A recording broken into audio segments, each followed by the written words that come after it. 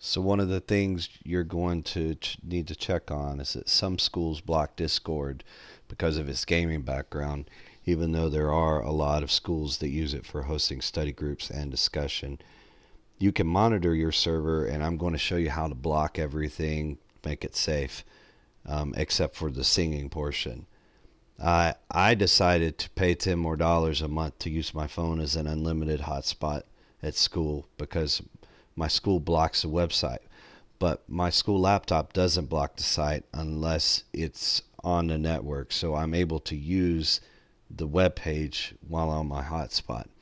Our students who have borrowed devices from the school district are blocked from going to the site by the actual laptop. It won't even go on there when they are at home. I think that is a ridiculous overreach. I reached out to get the website open for access and haven't heard back yet. But I assume it'll never be open. But luckily, most students have a second device, such as their personal phones, and phones work just fine for this. There's an app for Apple and Android devices, and when they're on this web page, it'll say it right here when they are able to, or if they want to download the actual program. This changes based on whatever you are on and are going to download for. The students I found that have no second device were very few, and I'm working on gifting them some devices just to use for Discord. I have a few old phones and tablets lying around the house that will probably work really well for this.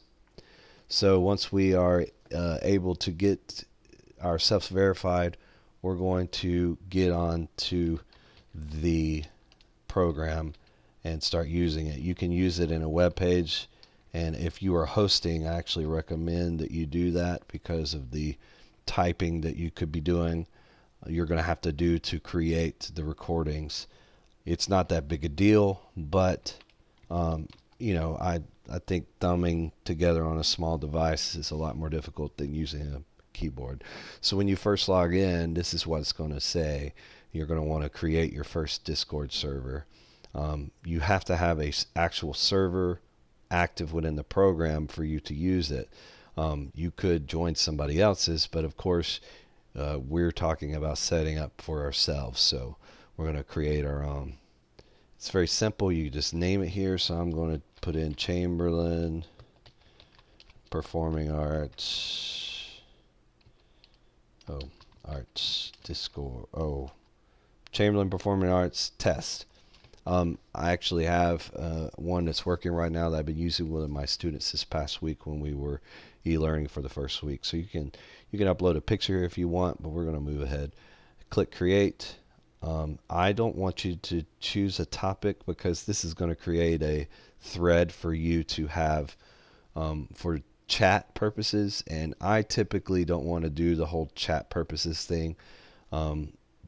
Opening up too many things for the students is going to end up with me possibly being responsible for some of the stuff that they put in. So I kind of leave the conversation and the text threads and discussion threads out of my server.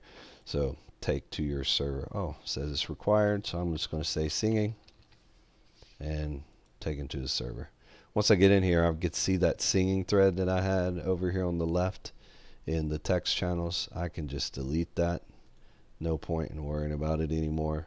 There's a general channel. You're going to want to keep that, and I'm going to show you what to do with that in just a second. So within Discord, you have to create roles. This will make it where you can keep things very safe and very separate and kind of simplify what the students are looking at when they come in.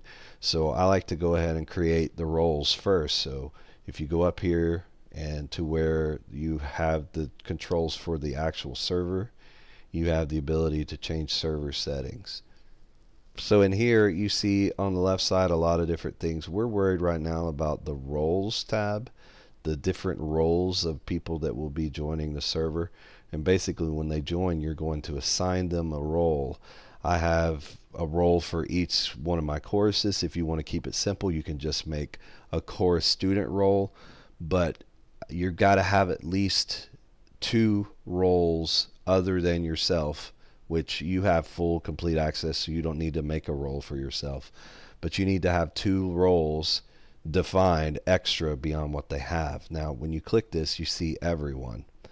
You could end up with somebody getting the invite link to this server, and they would be underneath this role when they sign in. So this is like every person that comes in, and you're going to know they've come in, but you want to make sure that if they're random and they don't belong, that they are not able to do anything. So for roles for everyone, you want to go down the list and just make sure that every one of these things are turned off. That you don't want them to create an invite. You don't want them to be able to change their name. You do not want them to read text channels and see voice channels, because they will be able to log in, and any creep out there would be able to cause some issues.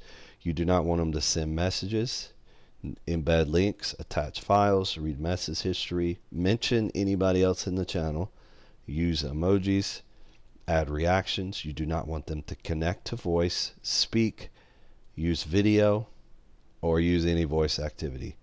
So that's what I put for everyone. I just turn everything off. So then I can come up here to the top here, and there's a little button where you can add a role, and you can select this new role and change it. So I'm going to call it test student. You could change a little color here, so I'll make them green, so every student I can see is green. Here's what you want for your actual students. You don't want any of this turned on except read text channels and see voice channels. You want them to be able to connect to voice under voice permissions. You want them to be able to speak. You want them to be able to use voice activity, which means they won't have to push a button to speak. It'll just be a constant stream of sound coming from their end. And that might sound crazy, but it's actually a good idea for this. None of the rest of this is necessary for them. So we're going to save changes. You're also going to create another role, and you can go up here and rename it, and you're going to call this the recorder. So like I said before, I'm interested in adding bots to the Discord to record for the students. Now this is a very safe thing.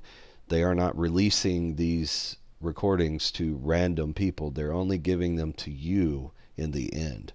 So I need a special role for that recorder, because they've got the recorder, the bot, has to be able to see stuff and respond to commands and report back when things are done. So the recorder, I'm going to make purple, and I'm going to go down.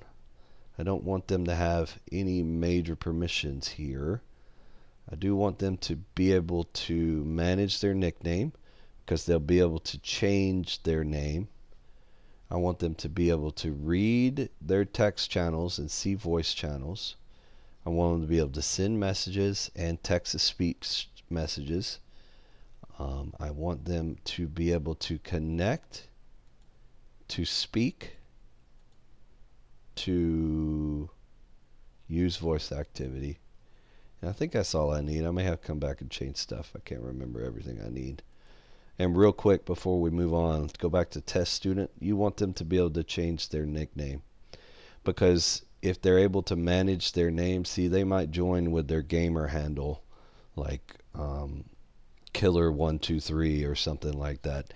And you want them to be able to, again, change their name in the server. That way you can see that that's an actual student.